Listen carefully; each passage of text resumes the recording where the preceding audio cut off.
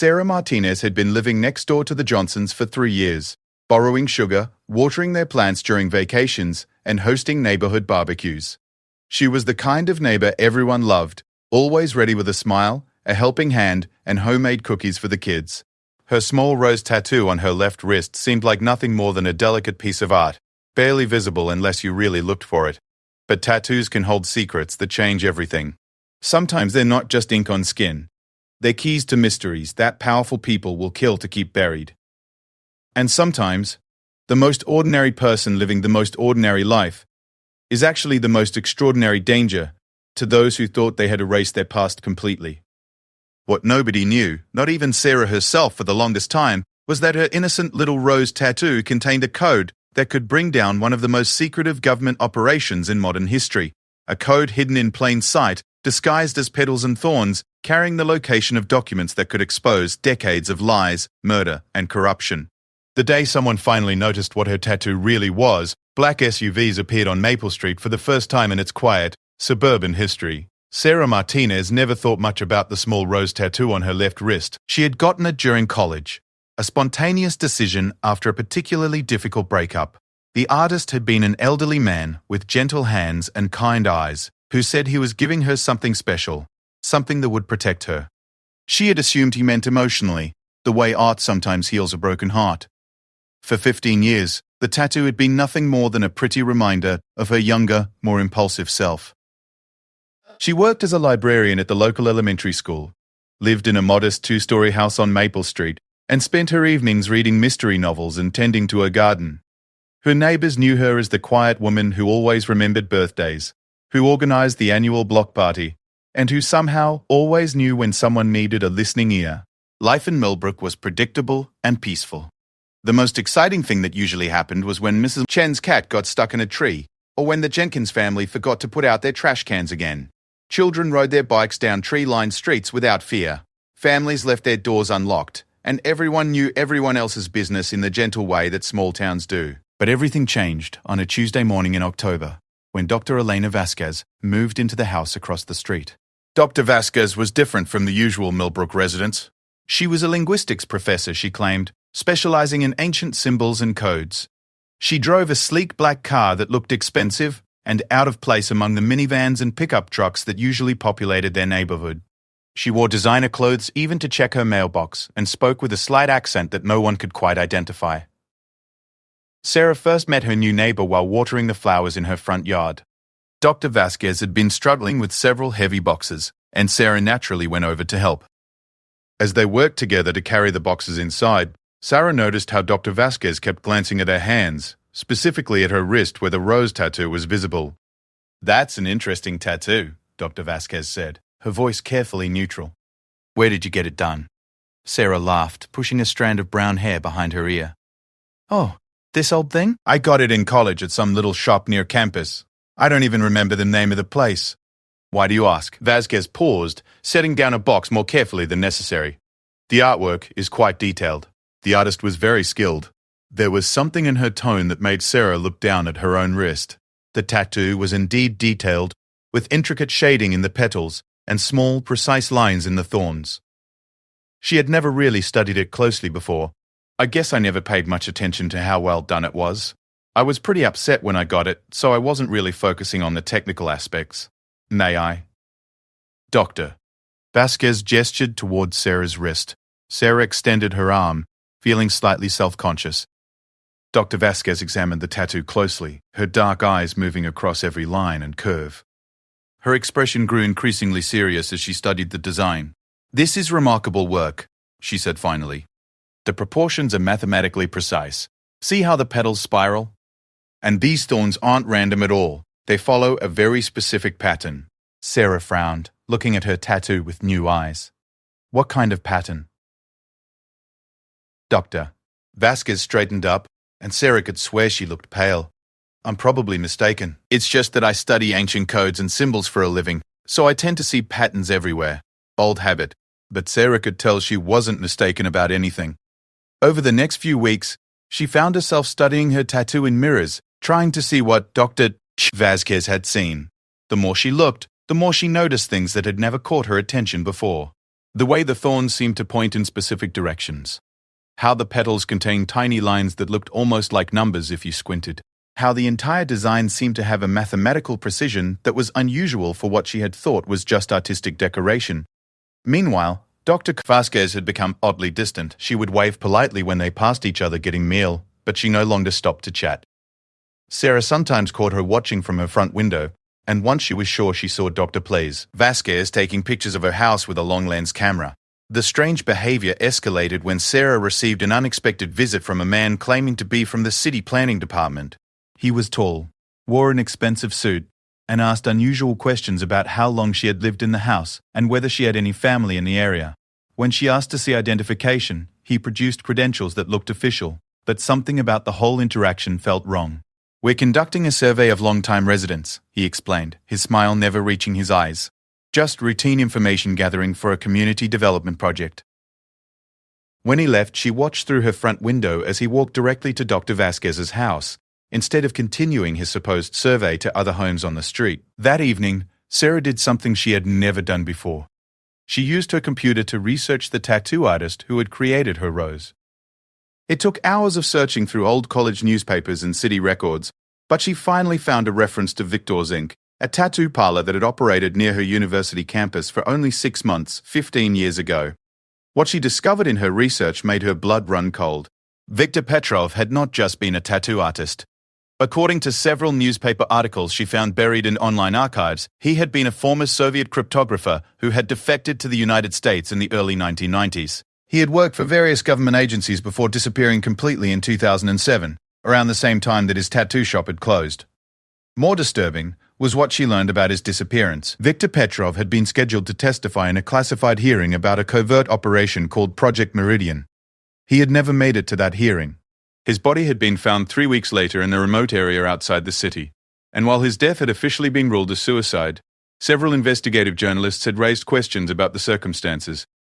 According to one article, Victor had claimed to possess evidence that Project Meridian had involved illegal human experimentation and the systematic murder of whistleblowers. He had allegedly hidden this evidence and planned to reveal its location during his testimony. Sarah sat in her kitchen that night, staring at her wrist and feeling like her entire world had shifted off its axis. The rose tattoo that she had always seen as a simple piece of personal art suddenly felt heavy with meaning she couldn't understand. The next morning, she found a note slipped under her front door. "The pattern in your tattoo contains coordinates. Victor hid the evidence where only someone with the complete map could find it. You are in danger. Trust no one, especially not your new neighbor. Meet me at the old mill on River Road tonight at midnight if you want answers. Come alone." The note wasn't signed, but something about the handwriting looked familiar. Sarah spent the day in a state of anxious confusion. Part of her wanted to dismiss the note as some kind of elaborate prank, or the work of someone with an overactive imagination. But too many things were starting to connect in disturbing ways. Dr. Vasquez's intense interest in her tattoo, the strange man claiming to be from city planning, Victor Petrov's mysterious death and his connection to hidden evidence. As evening approached, Sarah faced a decision that would change her life forever. She could ignore the note, continue her quiet life, and pretend that nothing unusual was happening. Or she could drive to the old mill and find out what her innocent tattoo really meant. She chose to learn the truth. The old mill sat beside a narrow river, about 20 minutes outside Millbrook. It had been abandoned for decades, its windows broken, and its machinery long since removed. As Sarah parked her car in the overgrown parking area, she realized she had no idea what she was walking into. She waited in the shadows outside the building, every small sound making her jump. At exactly midnight, a figure emerged from the darkness. It was Mrs. Chen, her 70-year-old neighbor who spent most of her time knitting and complaining about the volume of teenagers' music. "I know you're surprised to see me," Mrs. Frankie, Chen said, her voice stronger and more authoritative than Sarah had ever heard it. "But I've been watching over you for 15 years, waiting for someone to finally notice what Victor hid in your tattoo." Sarah's mind reeled. "Mrs. Chen, you wrote the note?" "My real name is Li Wei.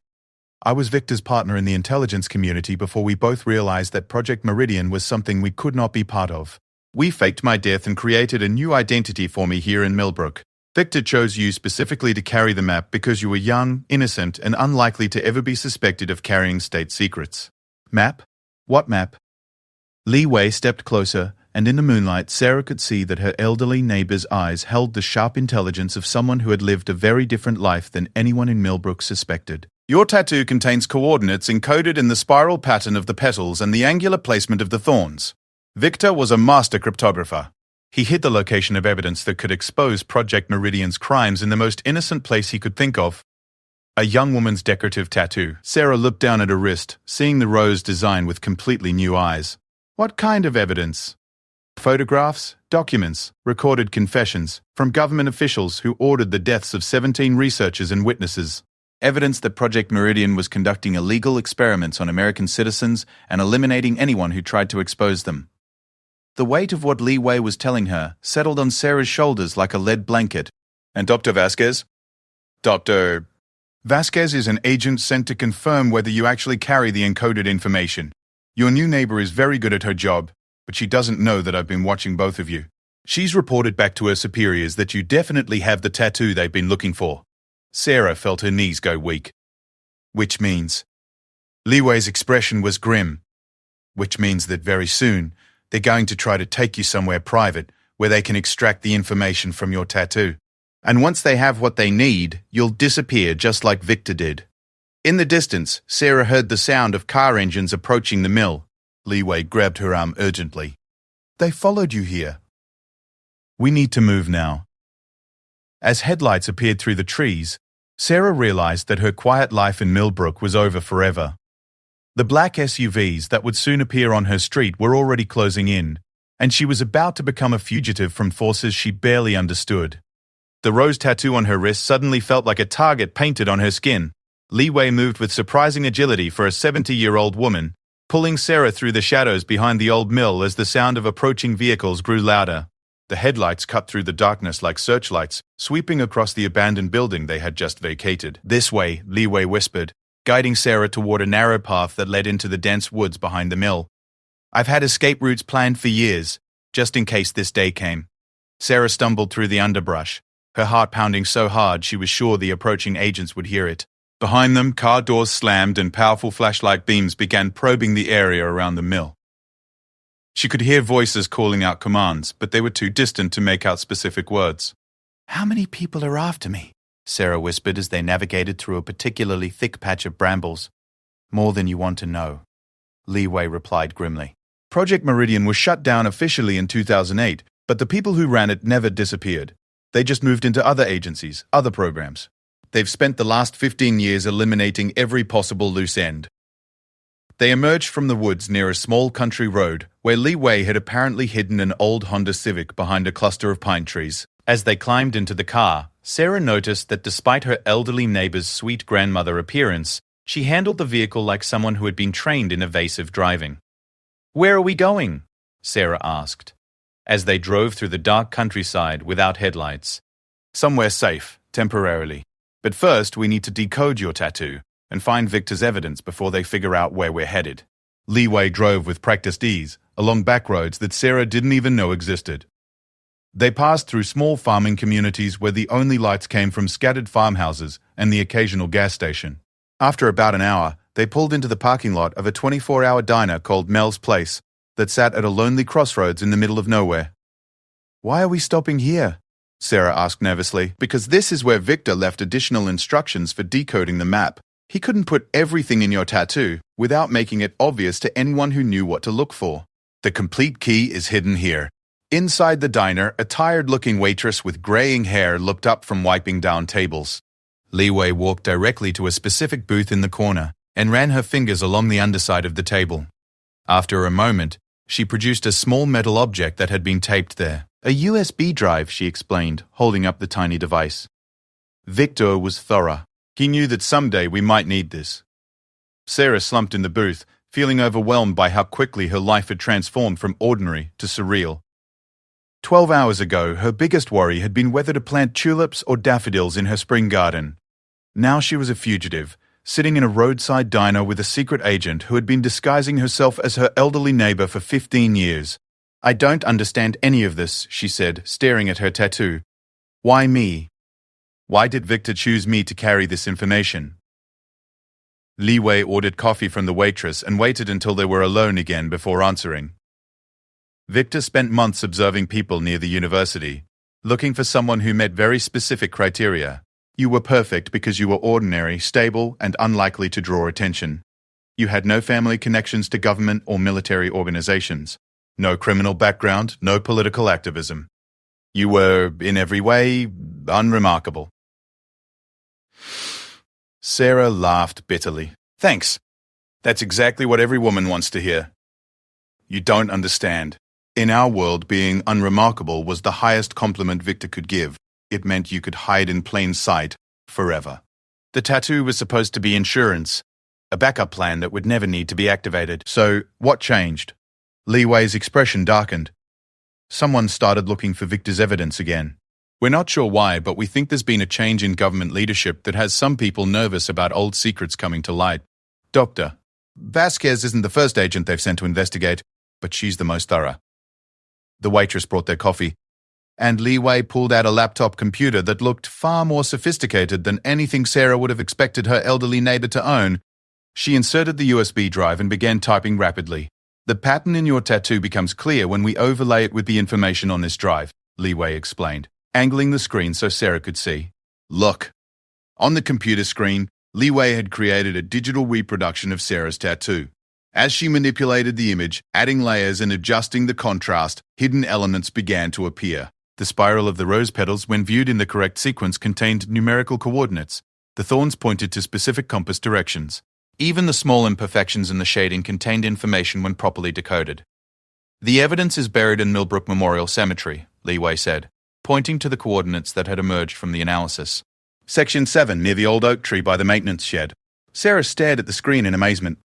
Victor hid government secrets in our local cemetery? It was brilliant, actually. Who would think to look for classified documents in a small-town graveyard? The location has been undisturbed for 15 years because it's the last place anyone would expect to find evidence of a government conspiracy. But as Li Wei spoke, Sarah noticed movement outside the diner's windows. 2 black SUVs had pulled into the parking lot, and several figures in dark clothing were getting out. They found us, Sarah whispered. Li Wei followed her gaze and immediately began shutting down the computer. Back exit, she said tersely. Move quietly but quickly. They slipped through the kitchen, past a startled cook who barely looked up from his grill, and out through a rear door that led into an alley behind the diner. Li Wei's Honda was parked on the far side of the building, but reaching it would mean crossing open ground that would expose them to anyone watching from the parking lot. New plan, Li Wei said, pulling a cell phone from her purse. I'm calling in a favor.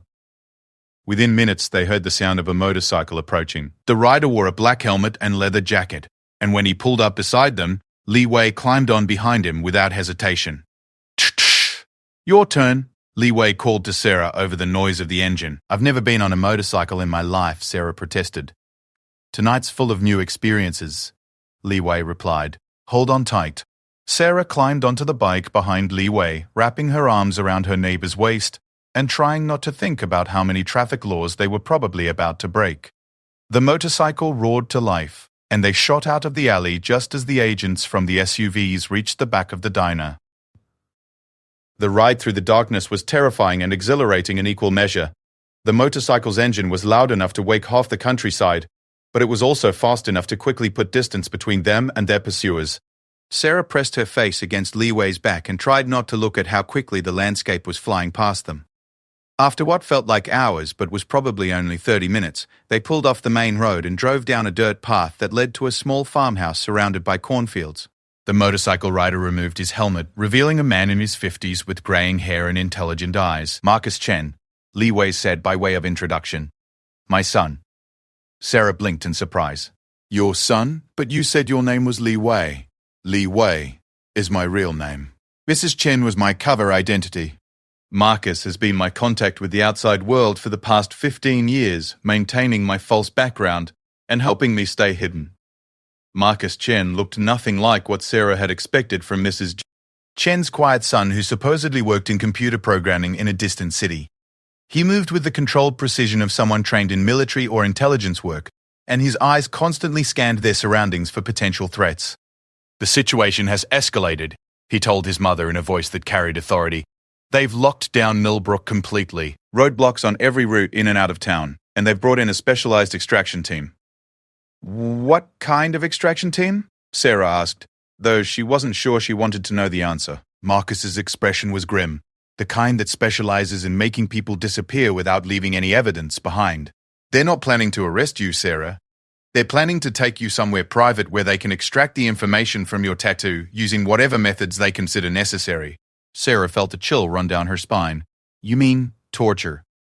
I mean, they'll do whatever it takes to get the coordinates, and then they'll eliminate the evidence, which includes you. Li Wei placed a reassuring hand on Sarah's shoulder.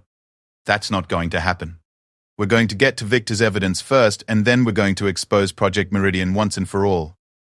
But as they talked, Sarah noticed that both Li Wei and Marcus kept checking their watches and glancing toward the road that led to the farmhouse. There was a tension in their behavior that suggested they were working against a deadline she didn't understand. There's something you're not telling me, Sarah said. What happens at sunrise? Li Wei and Marcus exchanged a look that confirmed Sarah's suspicion. At sunrise, Marcus said carefully, they're going to start eliminating anyone in Millbrook who might have seen or interacted with you recently. Your neighbors, your co-workers at the library, anyone who might be able to testify that you existed. Sarah's blood turned to ice. They're going to kill innocent people? Project Meridian has always been willing to accept collateral damage to protect their secrets, Li Wei said quietly. That's why we have to move tonight. We have maybe 4 hours to get Victor's evidence and get it into the right hands before they turn Millbrook into a crime scene. Sarah thought about Mr. Johnson, who always waved when she jogged past his house in the mornings. Mrs. Patterson, who ran the elementary school library where Sarah worked.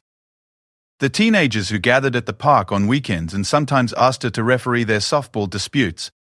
All of these people were in danger because of a tattoo she had gotten during a moment of college heartbreak. Then we need to go back, she said, surprising herself with the determination in her voice. Right now. Going back to Millbrook is suicide. They'll have every street covered. Then we don't use the streets, Sarah said, an idea forming in her mind. The cemetery borders the woods behind the school. If we approach from the forest side, we might be able to reach Victor's hiding spot without being seen. Li Wei studied her with new respect. That's actually not a bad plan. Marcus, what do you think? Marcus was already moving toward a large shed behind the farmhouse. I think we're going to need night vision equipment and probably some explosives if they've posted guards around the cemetery. As Sarah watched her quiet neighbor's son prepare military-grade equipment with practiced efficiency, she realized that her life had become something she never could have imagined. In a few hours, she would either help expose one of the government's darkest secrets, or she would disappear forever along with everyone she had ever cared about. The rose tattoo on her wrist felt like it was burning as she prepared to return to Millbrook and face whatever was waiting for them in the darkness. They approached Millbrook through the state forest that bordered the eastern edge of town, moving silently through terrain that Marcus seemed to know by heart. Sarah had lived in Millbrook her entire adult life, but she had never realized how extensive the wooded areas were, or how close they came to the center of town. Through night vision goggles that Marcus had provided, Sarah could see her familiar hometown transformed into something alien and threatening.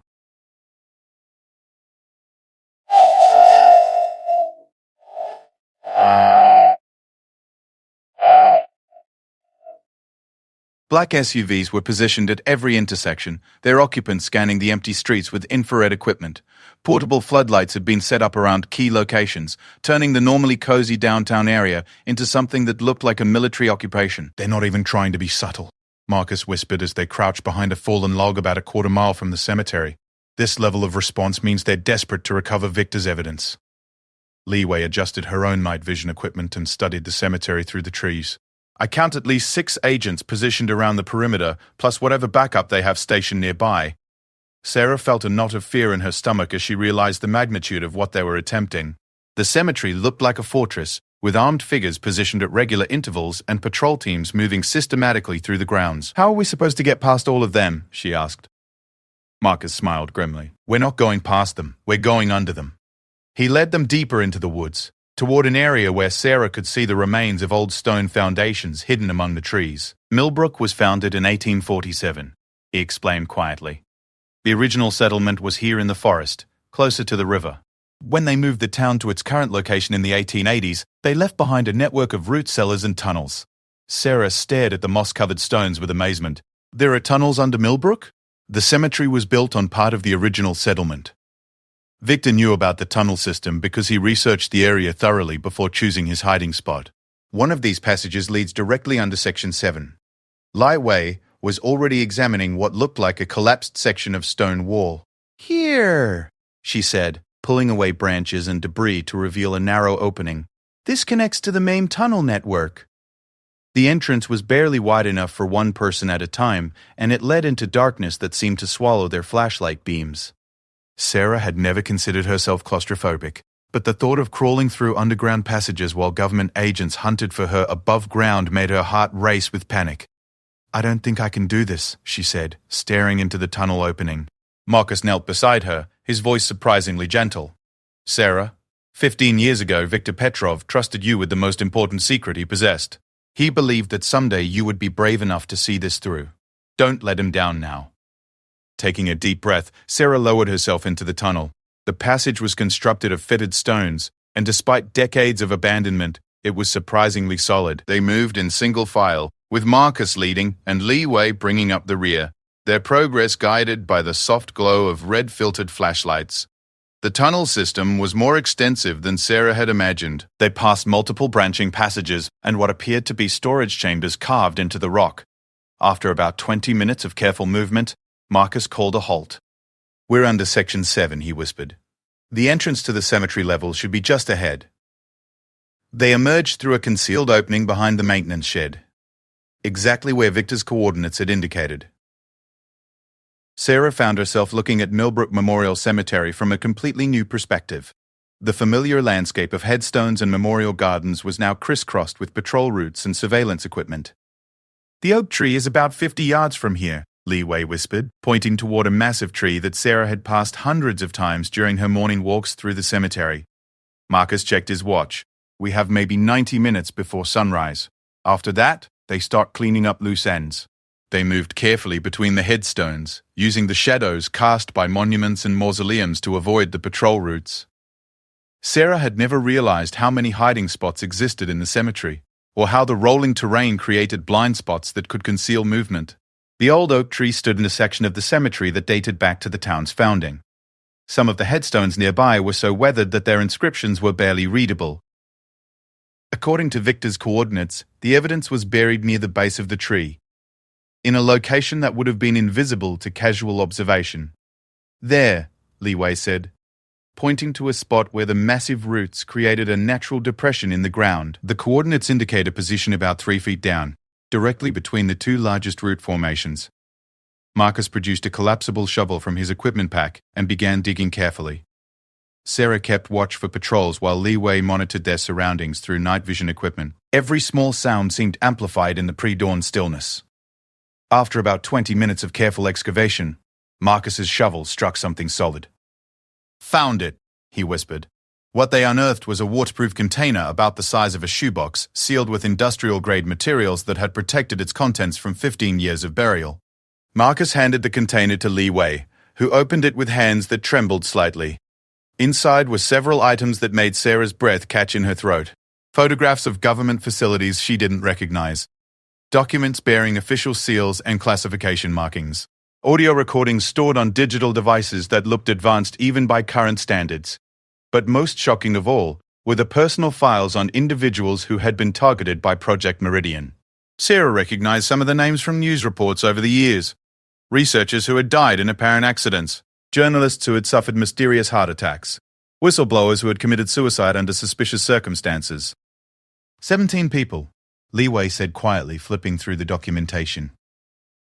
17 people murdered to keep Project Meridian's secrets buried. Among the files was a thick folder marked with Victor's name. Inside were photographs of him meeting with government officials, copies of his employment records with various intelligence agencies, and a detailed account of how he had discovered Project Meridian's true purpose. According to Victor's written testimony, Project Meridian had been designed to test experimental interrogation techniques on American citizens without their knowledge or consent. The subjects had been selected from vulnerable populations, homeless individuals, patients in mental health facilities, and prisoners in remote detention centers. The experiments had resulted in permanent psychological damage and, in many cases, death. The people in charge of this program are still active in government, Marcus said. reading over his mother's shoulder. Some of them have been promoted to positions where they could restart similar programs. Sarah stared at the evidence that had been hidden beneath her tattoo for 15 years. What do we do with all of this? Li Wei was already working with a secure satellite phone. We get it to people who can act on it. Journalists, congressional investigators, international human rights organizations. The key is to release it simultaneously to multiple sources so it can't be suppressed. But as she spoke, they heard the sound of approaching vehicles. Multiple engines moving fast, converging on the cemetery from several directions. They found us, Marcus said grimly. Someone must have been monitoring for electronic transmissions. Through the trees surrounding the cemetery, Sarah could see headlights approaching from multiple directions. The sound of helicopter rotors was growing louder overhead, and she realized they were about to be surrounded completely.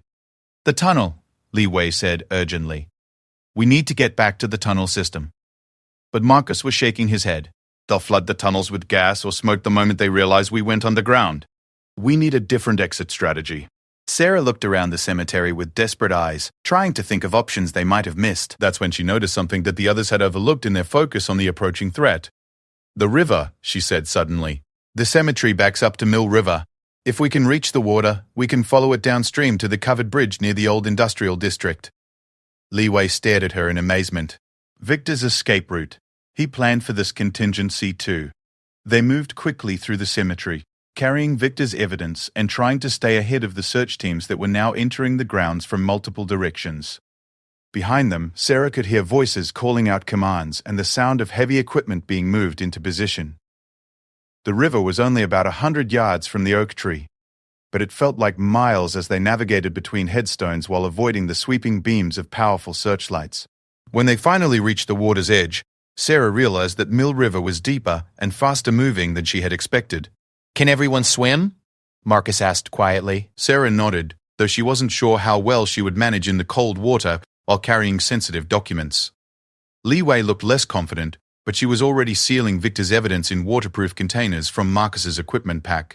They entered the water together, letting the current carry them downstream while they swam along the riverbank. The water was shockingly cold, and Sarah had to fight to control her breathing as they moved through the darkness. Behind them, the cemetery lit up with floodlights as the search teams realized their targets had escaped the perimeter. She could hear helicopters circling overhead, their searchlights scanning the surrounding area.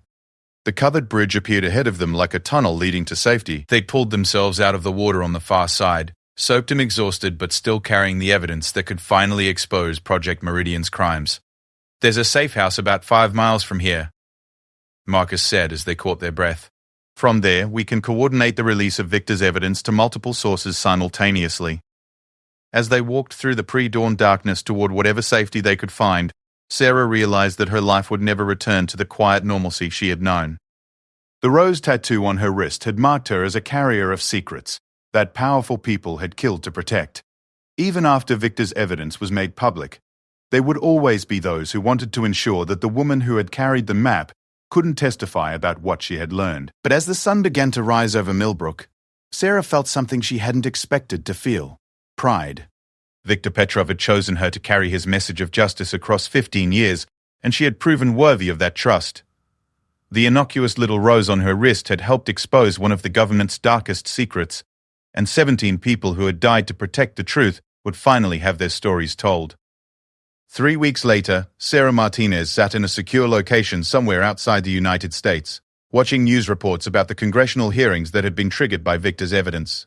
Project Meridian was being investigated by multiple agencies, several high-ranking officials had been arrested, and the families of the 17 victims were finally getting answers about what had happened to their loved ones. Her tattoo had been carefully removed and preserved as evidence, though she sometimes still felt phantom sensations where the rose had been. Li Wei and Marcus Chen had helped her establish a new identity in a country that didn't have extradition treaties with the United States, at least until it was safe for her to return home.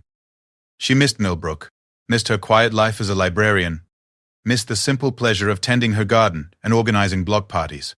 But she had learned something important about herself during those terrifying days when black SUVs had locked down her street and changed her world forever. Sometimes the most ordinary person, living the most ordinary life, carries the power to change everything. Sometimes a small tattoo that no one notices can bring down the most carefully guarded secrets. And sometimes the courage to do what's right means giving up everything you thought you wanted in order to protect people you'll never meet. Sarah Martinez had been chosen to carry a secret that changed history. And in the end, she had proven herself worthy of Viktor Petrov's faith in the power of one person to make a difference, no matter how ordinary they might seem.